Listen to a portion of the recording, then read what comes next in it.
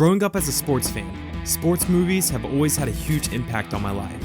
From the real stories like Rudy or Friday Night Lights, to the fictional ones like Major League and The Mighty Ducks. These movies helped mold me into the average American I am today, falsely believing that I didn't have to be the most talented guy on the field to be special, and that with hard work and perseverance, I too can be a star. Many of these movies are based on true stories, making young impressionable viewers such as child me believe that what happened in that movie is exactly what happened in real life. Much like the Grimm's fairy tales though, the real story is typically a lot different than the Disney-fied movie version. Sports movies are meant to pull at the emotional heartstrings of the viewer, attempting to give us hope and encouragement, and even sometimes teach us important life lessons along the way. This led me down the path of taking a second look at some of my favorite sports movies that are based on a true story in order to seek truth and understanding with what was fed to me as a young boy. I started where I would assume anyone would, with my all-time favorite sports movie, Remember the Titans. If you haven't seen this movie, I highly recommend you turn this video off and go watch it immediately. Remember the Titans is a football movie released by Disney in 2000 about a high school football team in Alexandria, Virginia that is newly integrated during a time of racial tension in the 1970s. Through the team's shared struggles and a little bit of soul power, they're able to overcome their differences and win the Virginia State Championship, essentially ending racism in the United States. Just like how I described earlier, this movie's filled with emotional moments, teaching us that if we can get past our differences and learn to respect one another, then we can overcome adversity and accomplish great things. This movie, of course, is based on a true story. It immediately tells you in the opening credits. Well, just how true is this film? Was there actually a T.C. Williams High School that was integrated in 1971? Did they actually win state? Did Sunshine actually kiss Gerry Bertier? Were Bertier and Julius Campbell actually best buddies? These were the hard-hitting questions I needed answers to, that America needed answers to, in a time of huge division in this country. Coach Yoast's daughter in the movie taught us a very important lesson, that before I reach for hate, I must always, always remember the Titans. This is Gridiron History with Kyle, and you're watching the real story of Remember the Titans.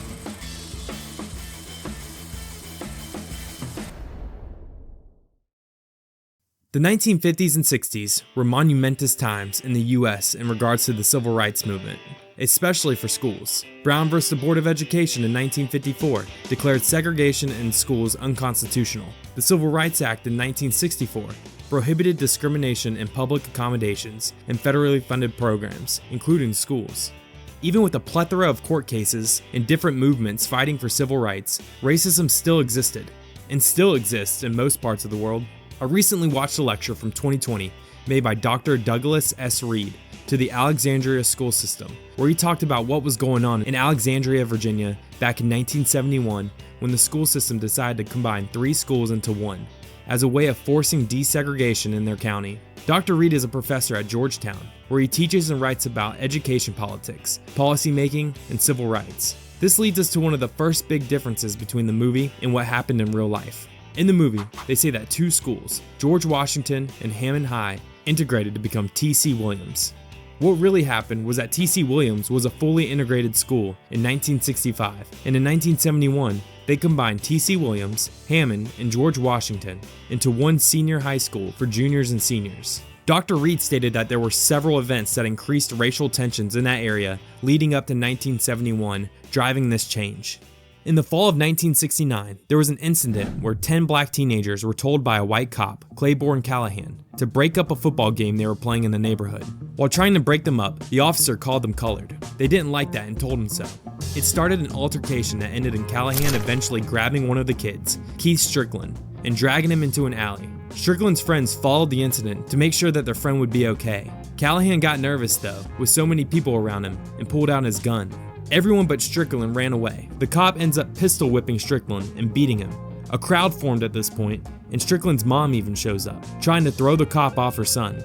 Officer Callahan ends up throwing her to the ground and arresting Strickland, eventually stating that he was attacked by the teens with 2x4s and bottles. These claims were denied by eyewitnesses at the scene. This started large protests in the area, with people marching to force police reform in the city and to have their police chief resign. There was apparently even a quote from the police chief during this time where he said, and keep in mind this is a quote and totally unacceptable, "We don't usually have too much trouble with the colored." About 6 months later, in May of 1970, Robin Gibson, a student at George Washington High School, walked into a 7-Eleven and was accused by the clerk there of stealing razor blades. When Gibson went to turn out his pockets to show that he didn't steal anything, the clerk shot and killed Gibson. As Gibson laid there dying, the clerk even planted a knife next to Gibson and told police that Gibson had attacked him. This murder sparked even more protests and even some riots. The clerk ended up only getting 6 months of jail time for the incident, after the jury refused to convict him of murder. In the courtroom during the trial, there was apparently even a Confederate flag hung up and on display in the courtroom. These events galvanized students at George Washington High School, which was a primarily black high school, and they directly started challenging the Alexandria school system. Another thing that happened at George Washington High School that year was that their white senior class president of the school used the N-word to describe the girl that won homecoming queen that year. Students at the school were able to get the class president removed from the school. There were a lot of protests and complaints during this time. Students wanted more black teachers and more black courses offered at the school. This also made white parents complain to the superintendent, since they felt like stuff at the schools were getting out of hand. The superintendent realized things were getting more and more tense and decided to take action. They ended up implementing what they called the 6222 plan. In this plan, they would reformat the schools so that grades 1 through 6 would move to an elementary school, grades 7 through 8 would move into a middle school, grades 9 through 10 would move to a junior high, and grades 11 through 12 would move to a senior high school. George Washington and Hammond High would be converted to junior high schools. T.C. Williams was converted to a senior high school and combined all the juniors and seniors from T.C. Williams, Hammond, and George Washington. They picked T.C. Williams because it was their newest school and it was located in the center of town. This 6222 plan was a way to force better desegregation of their schools, which still were both intentionally and unintentionally segregated due to things like redlining, where the government policies and real estate practices restricted where African Americans could buy homes, or white flight, where white families moved into suburbs or areas with predominantly white populations to avoid living next to minorities. This forced integration of 3 large schools essentially led to a super school, both academically and athletically, at T.C. Williams. Dr. Reed states that he believes the district relied heavily on the athletic department as a way to convince both white and black parents to get on board with their plan. The superintendent made it seem like T.C. Williams would dominate every sport, combining all the best talent in the city to one school. A lot of websites have claimed that the racial tensions in the movie were overblown compared to how it really was in Alexandria in 1971. Alexandria is only about 10 miles away from Washington, D.C., and likely more progressive than other southern areas. But after hearing Dr. Reed, I feel like it's safe to assume that there was still a lot of racial tension, and it was closer to what the movie portrays than people would like to believe. Not only were students getting forced to change schools, but teachers were also getting forced into new situations too. The more we get into this, you'll see that the adults are typically the ones who are the most racist and prejudiced to begin with, and it gets passed down to the kids. Now, let's get into the actual football team at T.C. Williams. Hammond, George Washington, and T.C. Williams high schools were all local rivals, especially Hammond and George Washington, seeing as they had been around longer. Also, Hammond was a primarily white school, while George Washington and T.C. Williams seemed to be much more integrated. One of the biggest inaccuracies between the movie and real life is the racial tension during training camp. Many players from the T.C. Williams team in 1971 agree that they had a contentious and heated camp, but it wasn't due to race in their minds. You had athletes from 3 schools that grew up not liking each other, and not necessarily because of race, but because they played for a rival school. Not only did they play for rival schools, but many of their parents also went to those schools before them, passing down these rivalries. Derek Hobson, a really good DB on the 1971 team, stated in an interview with the Sports Fan Journal that imagine you had 3 competitive teams, each with 22 competitive starters. That's 66 players who were potentially going to start at their old schools, now fighting for 22 spots on the field. He was quoted saying, "66 kids can't start. So when you go to practice, you might not start that week because we had that much talent." Regardless with who was going to be coaching the team, T.C. Williams was going to be absolutely stacked for the 1971 season, and everyone knew it. One player on the team, Charlie Mitchell, said in an ESPN article, and I'll paraphrase here so I don't spoil too much, he said that the team would have won games even without the coaches. They were that dominating. They were that deep. One of the biggest plot lines of Remember the Titans is about who the coach of the team is going to be. In the movie, the Hammond coach, Bill Yoast, is told that he was going to be the coach, and at the last minute is told that they are actually giving the job to an outside hire, Herman Boone from North Carolina, with the main driving factor being that he was a competent black coach. For the most part, both the real Bill Yoast and Herman Boone back up this story. One of the first books I read in my research for this topic was Remember This Titan, The Bill Yoast Story, by Bill Yoast and Steve Sullivan. It's basically an autobiography of Yoast's life. I honestly wish it had more specific details about his coaching career in the book, but it's mainly filled with some facts about his life and Yoast trying to give the reader tips on leadership and coaching. He uses a lot of strange Southern references in the book to explain leadership, and it honestly got pretty confusing. Yoast was born in Florence, Alabama in 1924. His father ran off when he was young, leaving Yoast to help out when he was little by working on a cotton farm where he was the only white person working there. He tells a story in his book about how he was able to gain the respect of his co-workers. They would drink water from a ladle while working. Yoast said that a common story told to young white people in Florence at the time was that if he drank after a black person, his lips would fall off. Everyone watched him as he drank after them because he was so young and impressionable, and they knew that he had heard this rumor. Regardless, Yoast drank after him and tried his best to work hard with everyone, and they came to respect him over time. Yoast talks about how there was a lot of visible racism around him growing up. He grew up poor and talks about how he felt more equal with the black people he knew. Obviously, being white still has its advantages, because he was able to join the military for a short time and go to college without many problems. After he was in the Army, he attended Georgia Military College and then was able to transfer to Mercer. After college, he was able to get a teaching and coaching job in Sparta, Georgia. This is where, he states, his views on race really started to change. He claims to have spent a lot of time speaking out about the ways blacks were treated where he lived. He started to pay close attention to who he was surrounding himself with because he felt that he needed to follow people who were a good example because it would push him to be better. While coaching in Sparta, there was an outside basketball court next to the school gym he coached at where the local black teams would play at the time. One day, he told one of the coaches of these teams that they could use the gym to shower because the showers at the outside court didn't work at the time. They were hesitant at first because they understood the implication of what using the gym showers meant more than Yoast did. Yoast didn't think it was a big deal and insisted that they use them.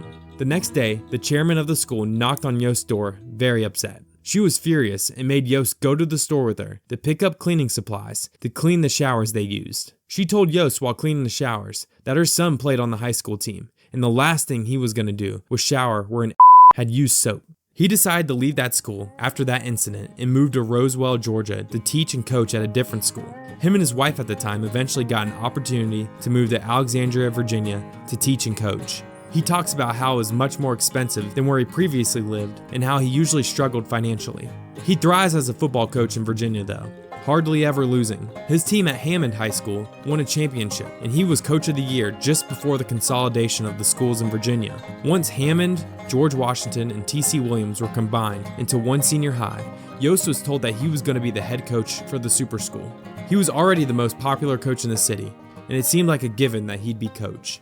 A few days later, and just before practices were set to start, he got a call saying that he had been replaced. He was told not to worry though, and that it was only temporary, and that he'd get the job back. A direct quote from Yoast's account in his book about who was replacing him was, "He's the guy from North Carolina. He's got a good record. He's also black, Bill, and that might be helpful for this situation." Yoast was pretty upset about the whole thing. Being the only high school in the city now, they were trying to position him as one of the assistant coaches to help with the transition of the schools. He was getting told a million different opinions about the situation. Every rumor about Boone was either that he was the greatest guy ever, or he was the absolute devil. Yoast couldn't believe anything. His young daughter Cheryl at the time asked him what he was going to do. In an interview with Newsday North Fulton, Yoast said that Cheryl told him that if he didn't coach, people would think he was doing it because Coach Boone was black. That thought had never really crossed his mind before. He states in his book that he started to realize that the race situation in the area was much bigger than him, and maybe the school board was right. Maybe T.C. Williams did need Boone as their coach. Herman Boone was born in Rocky Mount, North Carolina in 1935. Boone attended North Carolina Central University, where he graduated with both his bachelor's and master's. He accepted a teaching and coaching job in 1958 in Blackstone, Virginia. In 1961, he moved to another teaching and coaching job in Williamston, North Carolina, at a school called E.J. Hayes High School. He hardly ever lost there and even won 2 state titles. A book titled The Williamston Freedom Movement, a North Carolina town's struggle for civil rights, goes into some detail about his departure from E.J. Hayes. After he won the championship in 1969, the school superintendent told him that he was proud for what he had done for the city. Boone is quoted in the book saying, "Then he tells me that Martin County is going to integrate, and with you as the football assistant, we cannot help but win. I know you have a terrific record, but we're not ready for a black coach." I told him I would leave first without a job. I would not assist a man 10 years my junior. I had a master's degree. Who's going to say I can't coach white kids? After attending a football clinic outside of Washington, D.C., a few coaches from Alexandria recruited him to T.C. Williams. He initially was only an assistant coach at the newly integrated T.C. Williams School. He's also quoted in the book saying, "They paid me $14,788 compared to $3,300 a year in Williamston. That's how I accepted that contract. Little did I know that I was stepping out of the pot and into the fire." Adjusted for inflation, $14,788 would be around $123,000 today, whereas $3,300 would be around $27,000 today.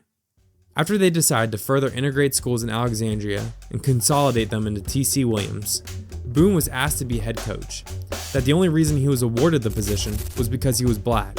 There weren't enough black coaches in the district, and they hired him as an act of affirmative action to help with the integration of the schools.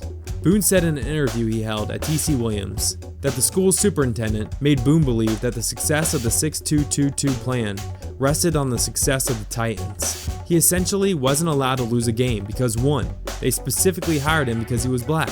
Boone thought that some people wanted him to lose as an excuse to fire him. And 2, like I said earlier, the team was stacked, so he had less of an excuse if he lost games. So, Herman Boone gets the job and Bill Yoast takes the assistant coach job. Yoast said that the first time they met, it humanized Boone for him. He thinks that initially, Boone saw him as a threat and wished he took a different job that season. In a direct quote from the book, Yoast said, "Who would want to be compared to the other guy on your staff that had been a head coach?" T.C. Williams did go to Gettysburg College for a week-long training camp. A federal grant paid for the team to have training camp there. It was made available to help with reducing interracial conflict at schools experiencing desegregation. In an ESPN article, Coach Boone states that he did split the buses to the camp by offense and defense. He wanted the players to get to know each other better before the season started. For the most part, the camp you see in the movie is completely fictional. They did have 3-a-day practices. Camp was intense because they had a ton of talent on the team, so everyone was fighting for a starting spot.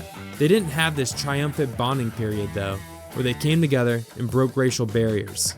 Luckily for the players, their new coach didn't care about race. Yoast in his book stated that Coach Boone was an equal opportunity coach, and by that he meant that Boone didn't like anybody. In my opinion, training camp makes the movie.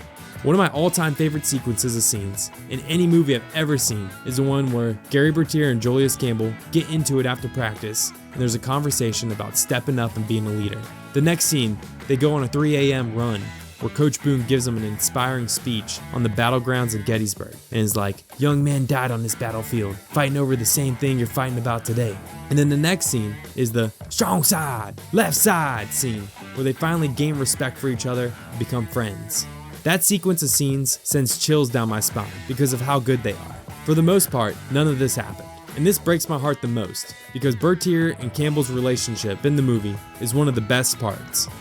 They were likely friends, but just like any other regular friend you'd have on your football team. In terms of the speech Coach Boone gives at the battlegrounds of Gettysburg, that never happened. Coach Boone, in the DVD commentary of the movie, stated that they instead got a speech from the tour guide of Gettysburg, who gave a speech of a similar message. Coach Yoast in his book does say that one practice towards the beginning of the season, he did have an intense moment with Bertier and Campbell. After a chippy practice between the two, Yoast exploded on him. He called them both racist and told them that if they didn't cut out the BS, something was going to happen. A few days later, Campbell stumbled upon Bertier getting jumped by 3 guys. Bertier ended up beating up all 3 of them. Campbell was impressed and started to have more respect for Bertier. Julius came to practice the next day and told everyone what happened in admiration.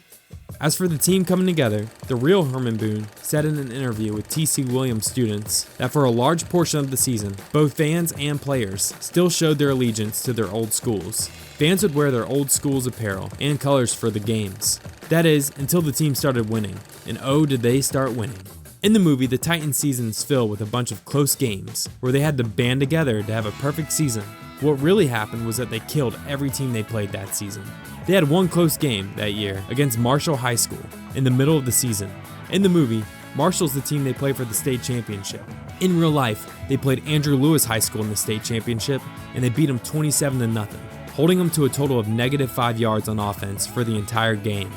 Their Marshall game in the middle of the season, though, was similar to how it was in the movie. It was a really close game coming down to the last play. Herman Boone said in one of his interviews that they scored a 75-yard touchdown with 12 seconds left to win the game 21-16. The real person that scored wasn't Red from the movie, but Frankie Glasgow, who was arguably their best offensive player that season. He did not appear in the movie because, according to Boone, they couldn't find him at the time of filming to get him to sign off on it. Other than that, no game was close.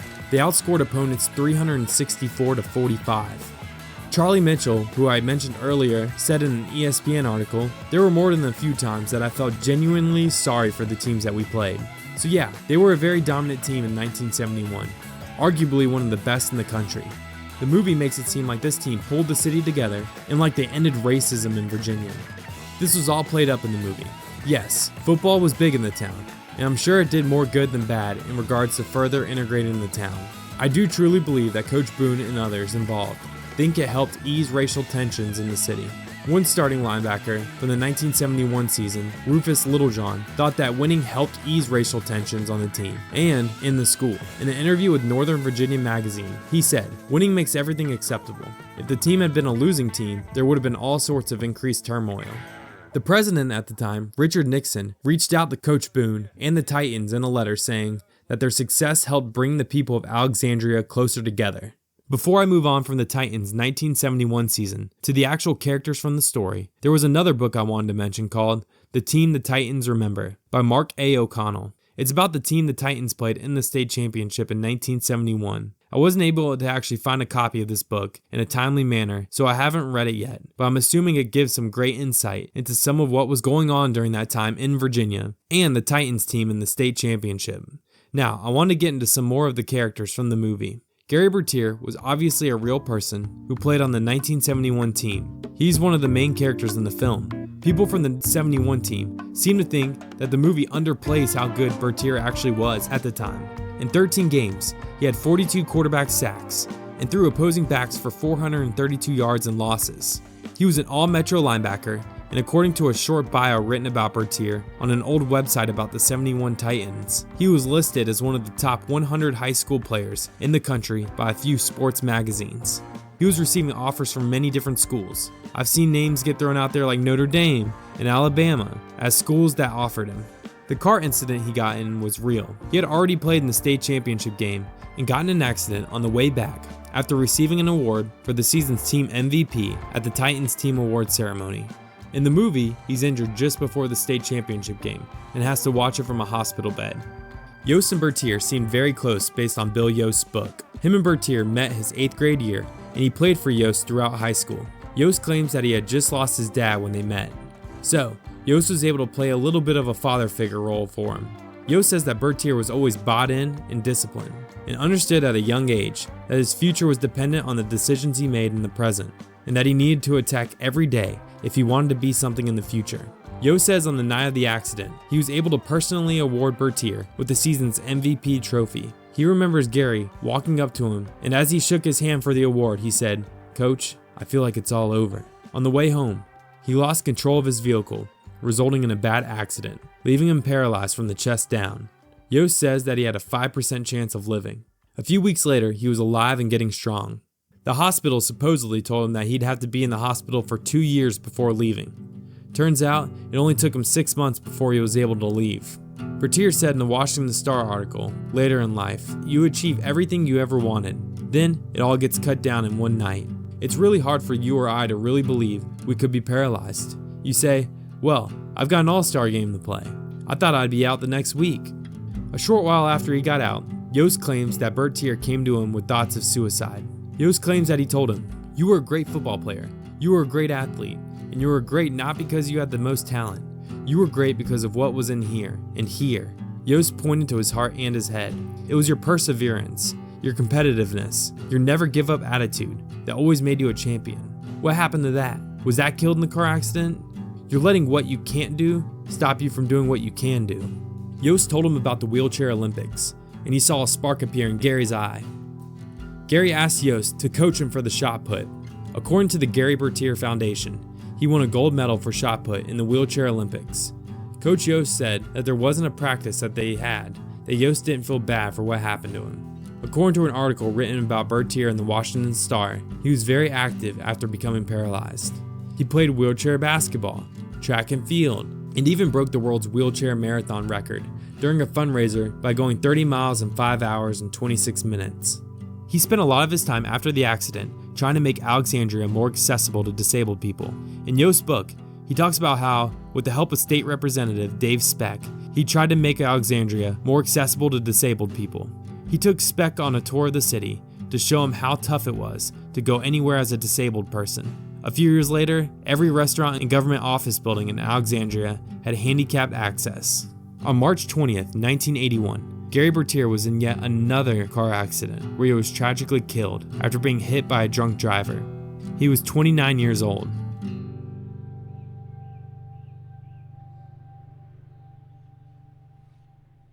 Going back to that 1971 season at T.C. Williams, during the season, Coach Yoast had remained as a teacher at Hammond, his old school. After the 1971 season, he decided to go back and coach the Hammond JV team. Boone continued to coach at T.C. Williams until he was fired in 1979 due to accusations of oral and physical abuse to players. Boone in his later life called himself a cusser and said that he wished he would have behaved differently. A lot of people online seem to be upset with the way Coach Boone was portrayed in the film and feel like it doesn't reflect the Coach Boone that they knew at all. He gets portrayed as a great leader and a civil rights hero in the community, and that likely wasn't the case. Not to say he wasn't a great football coach and teacher. It's not like I knew him personally and could speak to his character. He even states in several interviews that he cared more about winning football games rather than bringing racial equality to the city of Alexandria.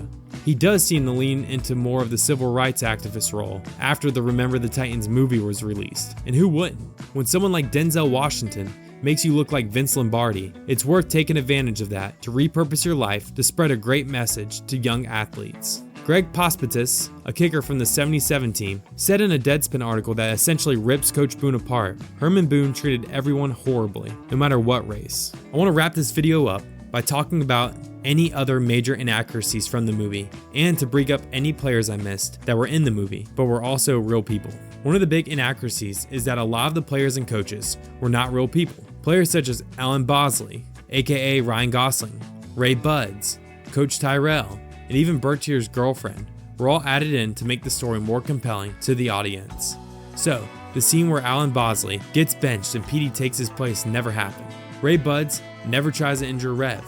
Bertier's girlfriend never left him because he started to become friends with his black peers. Though there was no racist Coach Tyrell, there was an instance that Yoast talks about in his book where the three coaches tried to quit because Yoast wasn't the head coach. Boone initially thought that Yoast was behind the whole thing. Yoast told him that he would have told Boone first if he had a problem with him, and denied knowing anything about the coaches wanting to quit. He even states that for the rest of the season, he made sure to talk with Boone about any problems he was having immediately, so that Boone would hopefully start to trust him more. Like the scenes with the fictional characters I just mentioned, there are a lot of moments in the movie that didn't happen to make it seem like race played a bigger part on the team than it actually did. Because T.C. Williams was already an integrated school when this happened, there weren't protests outside the school on the first day of school. The school did have the football team patrol the hallways though, in between classes. It was apparently very effective in stopping fights and helping the students respect each other more in between classes. Also in the movie, Coach Boone says that all the teams they're playing are white that year. Every school they played that year was technically integrated already. But I will say that almost every team they played in the regular season had primarily white players on it. Some with a handful of black players on the team, but no one came close to being as integrated as T.C. Williams was in 1971. So I could see how in their eyes, they only played primarily white teams that year. The scene where one of the coaches they played against called Boone a monkey is supposedly fake, as well as a scene where the refs fix a game and Yoast has to step in to stop them. No one from the real team has ever confirmed that the restaurant scene ever happened, where some of the players got to a restaurant after a game and got kicked out for being black. The team sadly never danced on the field. Derek Hobson, a player I mentioned earlier, said in an interview with the Sports Fan Journal that though the dance wasn't real, the chant during the dance was. Coach Boone never had a brick thrown through his window. It was actually worse. He had an entire toilet thrown through his window.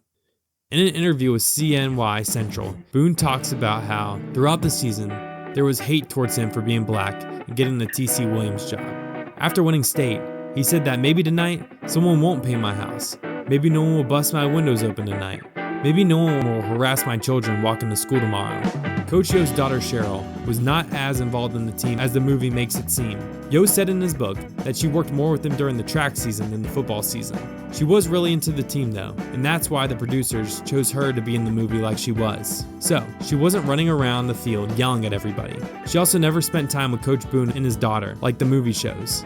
As I said earlier, Yoast had several daughters, and he was pretty upset that they made it seem like he only had one in the movie. The real Cheryl actually had a freak medical accident occur in 1996 that took her life, so she never even knew that a movie about her father existed. Though some of the players were made up, many were real people, like Gerry Bertier and Julius Campbell. Campbell was a great player on the team like the movie shows. He was one of the captains of the team and was on the all-district and all-state team. He played at Furham Junior College in Virginia after high school, but had a bad ankle injury that made him leave football. After college, he worked for animal control in Maryland and Virginia. Ron Bass, or Sunshine, was another real player and was apparently a beast. He started his 2 years at T.C. Williams as quarterback. He was a junior during the 1971 season. After high school, he played at South Carolina and was a starter there for 2 seasons. After college, he became a sports announcer for a little while and then moved into the advertising industry. In several interviews I've seen, he tells people no, he did not in fact kiss Gerry Bertier. Jerry Harris, or Rev, was also a real player at T.C. Williams, who played both quarterback and defensive back.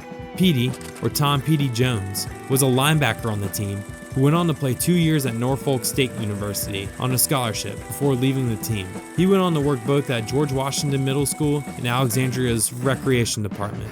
In an interview with Herman Boone, he calls Petey one of the best players he's ever coached, and that he wants people to know that he never fumbled the ball like the movie makes you believe. Louis Lastic was also a real player on the T.C. Williams team, who after graduating went on to play at Furham Junior College. After 2 years, he transferred to Austin Perry State University.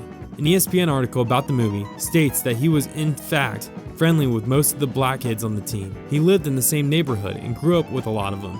Just like many other Disney movies, Remember the Titans creates a picture-perfect ending with an inspiring story with even more inspiring players. Some of the things in the movie really did happen, whereas some of the things were totally made up. Some of it was because Disney wanted to enhance the story to give us viewers more of an emotional attachment. Some of it had to do with the fact that there were a lot of great actors in the movie, which added a lot of value. There was a GQ interview with Ryan Hurst and Wood Harris, the actors who played Gerry Bertier and Julius Campbell.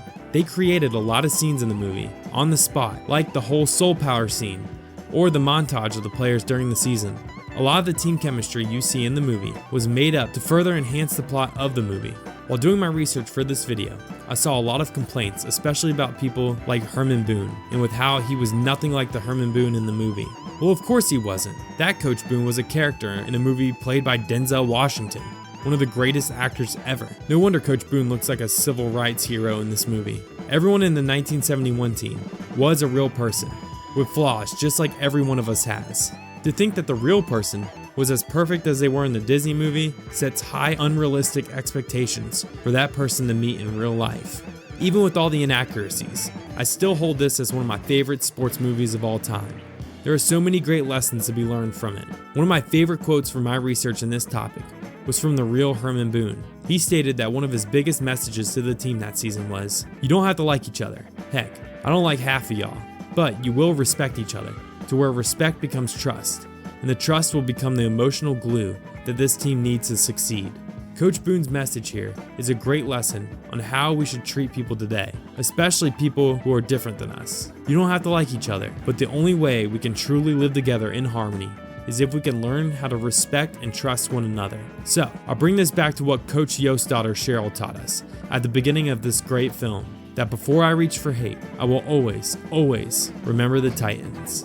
Thank you for watching Gridiron History with Kyle. If you like what you see, make sure to like and subscribe, as I have more videos like this on my channel, and I'll be making more videos like this in the future.